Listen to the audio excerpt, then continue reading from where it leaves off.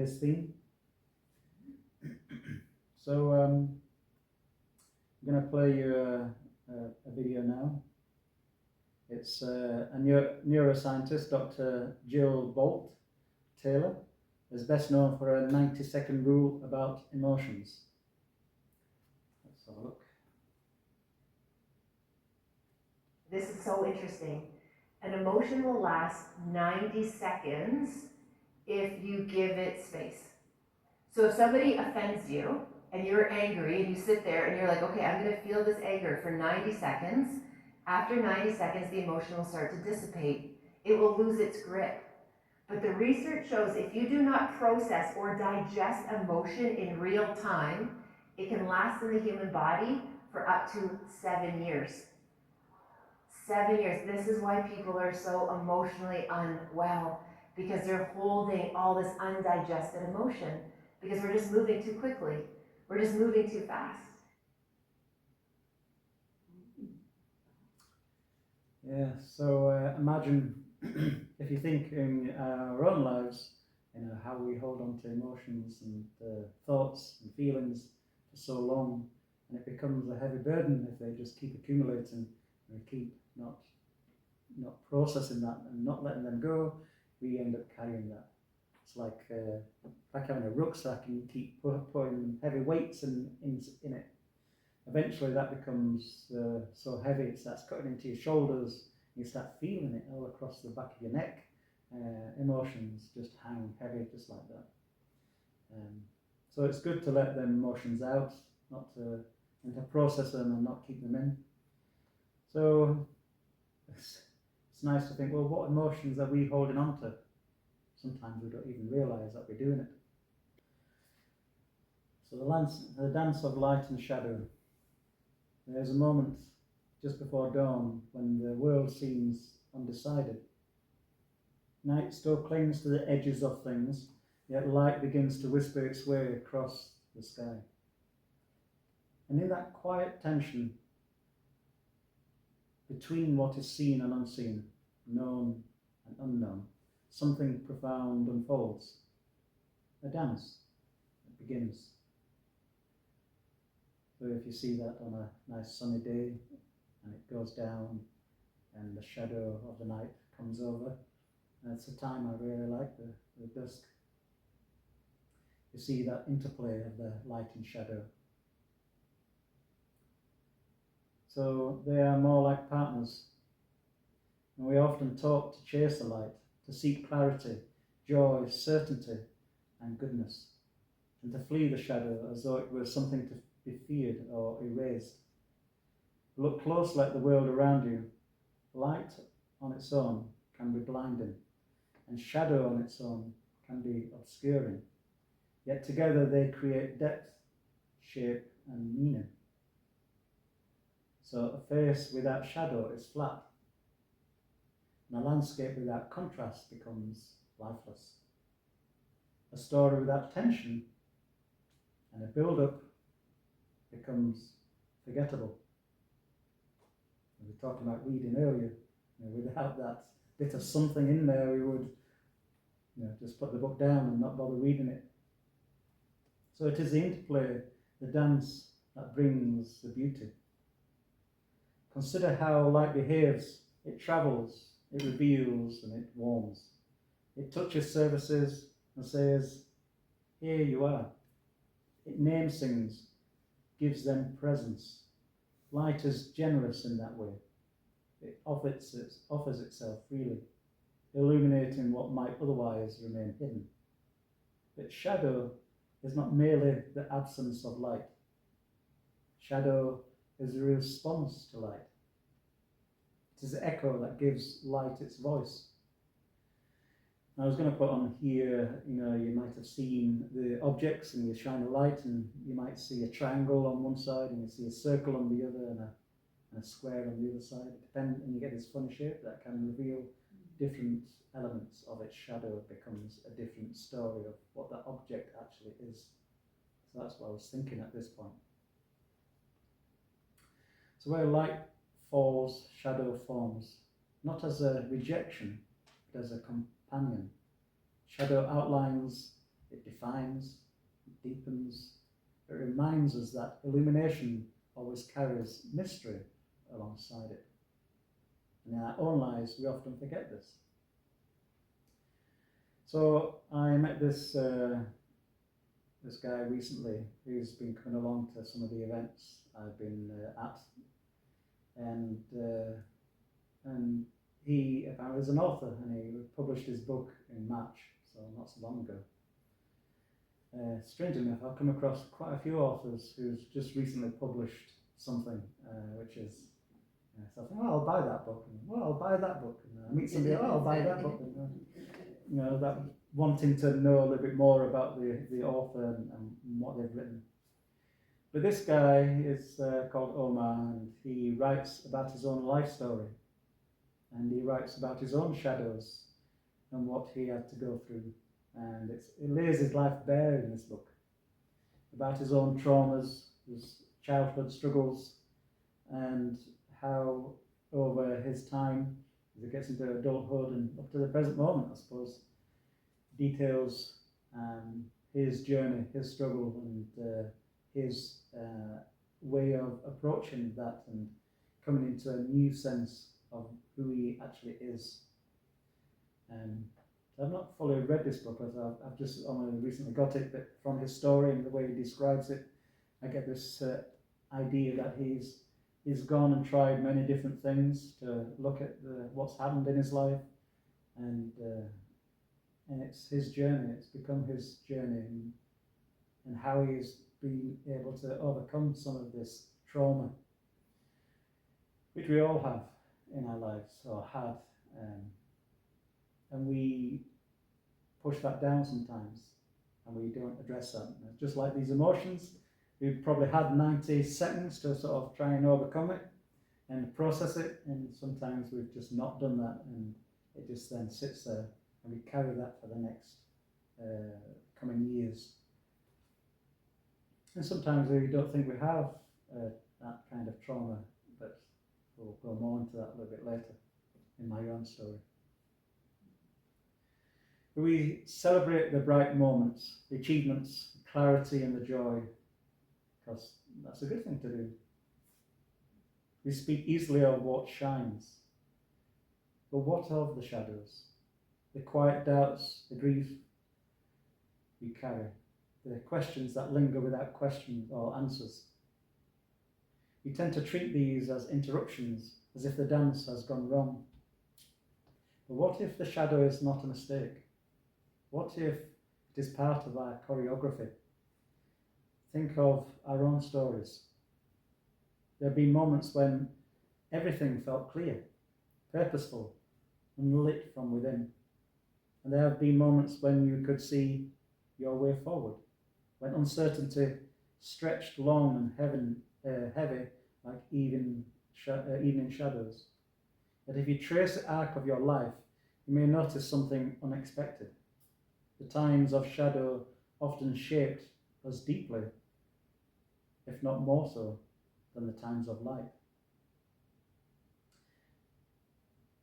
If you have so much light that you never known shadow, then how do you know what is right and wrong? What is, if everything's always right? And, what is the contrast to show what is the opposite of that?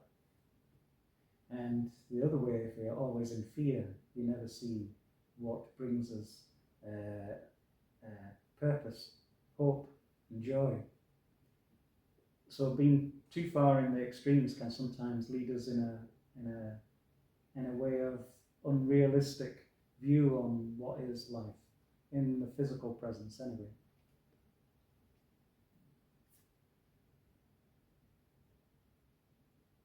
So there have been moments when everything felt clear, purposeful, lit within, and there have been moments when you could see your way forward. And if you trace the arc of your life, then we notice these things. It is in shadow that we learn to listen. It is in shadow that we discover resilience. It is in shadow that we begin to ask better questions. Light tells us what is, and shadows invites us to explore what might be. And together they form a rhythm, a movement between knowing and seeking, between presence and possibility. In Taoism, there's this explains the yin and the yang, which is light and shadow. And I may have told this story before. But it was once explained to me, and the sun shines on a mountain, and on one side you have the light, it's lit, and on the other side you've got the shadow, which is, because of the peak of the mountain. And it's a bit like our lives, really. Because as the sun moves, the shadow moves. And then eventually, as the sun gets to the other side, the sun shines where the shadow was, and the shadow now where the light was. It's a constant moving kind of scenario. And that's like our lives. It never stays the same. It's always moving. And so we have to adapt and learn. We learn from that. And it builds us. It brings us experiences which we can learn from. And hopefully we know not to go back into some scenarios, and it leads us onto better things as we adapt to this kind of interplay and this dance of light and shadow. So there's a temptation, especially in difficult times, to demand constant light, to seek solutions, clarity and reassurances. And these are not wrong desires. Light sustains us and it guides us, and it does gives us hope. But when we insist on light without shadow, we risk losing our depth. We flatten our experience, and we deny parts of ourselves that are still worthy of attention, even if they are uncomfortable. The dance requires both.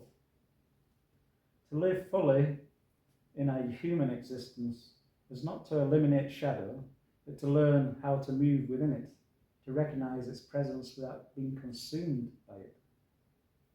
Shadow cannot teach us, shadow can teach us patience, and it can cultivate humility if we let it. It can open space for empathy, because we begin to understand that others too are navigating their own dimly lit paths. There is also this shadow shift. They're not fixed. They lengthen and shorten, soften and sharpen, depending on where the light falls. What feels overwhelming in one moment may become manageable in another. And what seems unclear today may in time reveal its shape. This means that neither light nor shadow has a final word. The dance continues. So imagine standing at sunset. The light stretches low across the ground, casting long shadows that move with you. You do not step out of your shadow, it travels with you. But notice, it does not hinder your movement. It follows, adapts, and reshapes itself as you go. That's the quality of shadow. Perhaps that is a way of understanding our own inner landscape. The parts of us we might call shadow, our fears, our regrets, our uncertainties, do not need to be eradicated to move forward. They can be acknowledged and even integrated without dictating our direction. We walk in the light, and the shadow walks with us. There's quite wisdom in this. Light alone might tempt us towards arrogance, towards illusion that we see everything clearly, that we have nothing left to learn.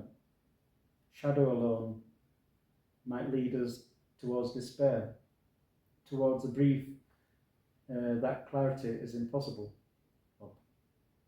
that we are lost, but together they hold us in balance. They remind us that understanding is always partial and that growth is ongoing, that life is not a static state, but a dynamic movement. It's a dance.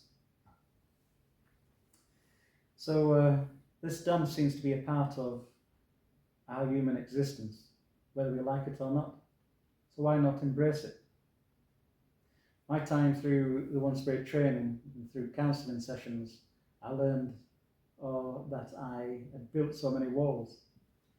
So through my training, this 2-year training, it was just full of counselling. And because we had to explore this in many different ways. So before I got to this point, I thought, I've dealt with all this. I've gone and dealt with everything in my past. So I thought, I really have to dig deep now into resurrecting something which I might have already overcome or come to peace with. So I dug deep into my early childhood and found something which I'd already made peace with. So I thought, I'll use that. But then I realized that I built a wall in which, so it did not actually penetrate my emotion, my inner being at all. And through these counselling sessions, I brought that wall down and realised there was still some deep hurt and emotions that was dwelling deep within me. And that was not the only thing. I realised that this had become a mechanism for me dealing with life. So I built a wall for that. And when I look back, that's when coincidentally or not, that's when my migraines, my 40-year start of my migraines, that's like the very root of that. Maybe that was the cause or the start of it, I don't know.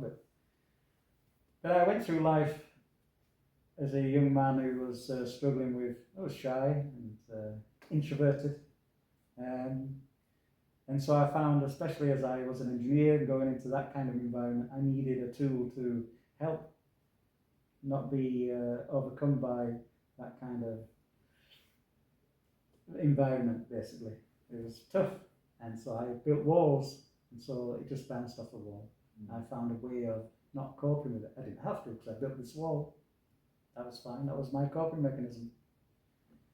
And when I was in the early part of the church, the parts of the scriptures that I didn't like, okay, I built a wall. I didn't have to look at that.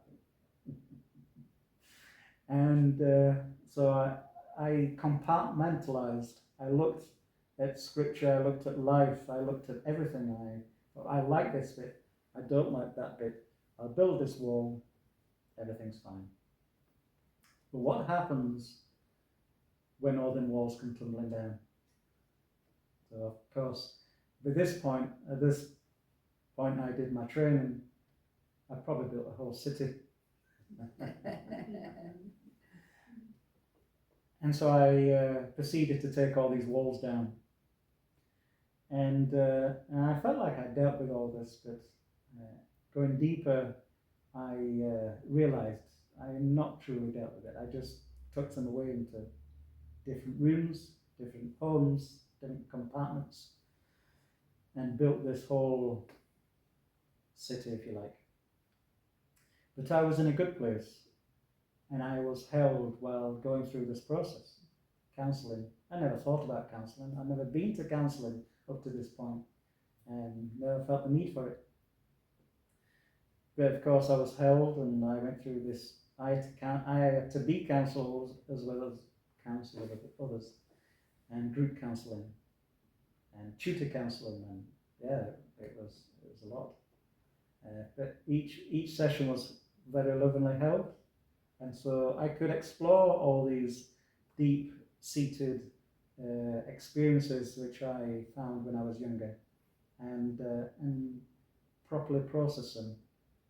So all these emotions that I might have carried for more than 7 years, some of them 40 years, I was able to gently leave them to one side. So I suggest if you ever get the chance, you might seek counselling wherever needed. It was a wonderful process, something I would have never probably have known unless I'd done my training and actually it been part of that process. So I inadvertently had counselling, and that lasted 2 years. So I sought inwardly for all that time and was able to bring that up and process it. So that was my inner goings on, and I cannot advocate it enough. And so if you ever find yourself going deeper and finding that you have problems with looking within yourself, it's not something to keep hidden there in the depths of your beingness and your body, but to let that out. But there are places in which you can do that safely. So I would suggest that you may seek that and seek them places.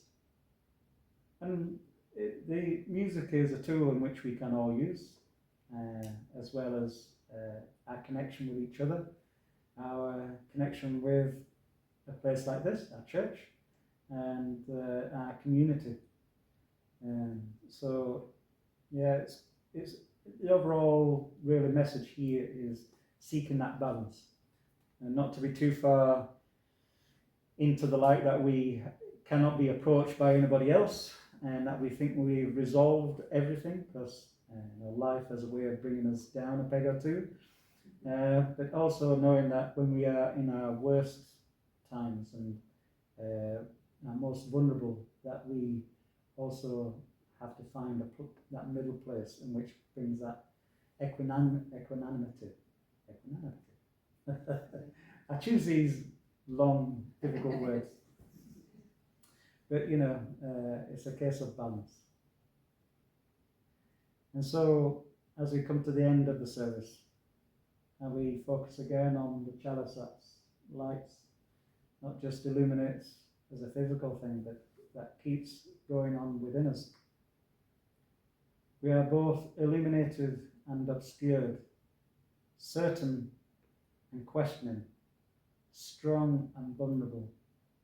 Within that tension lies our humanity.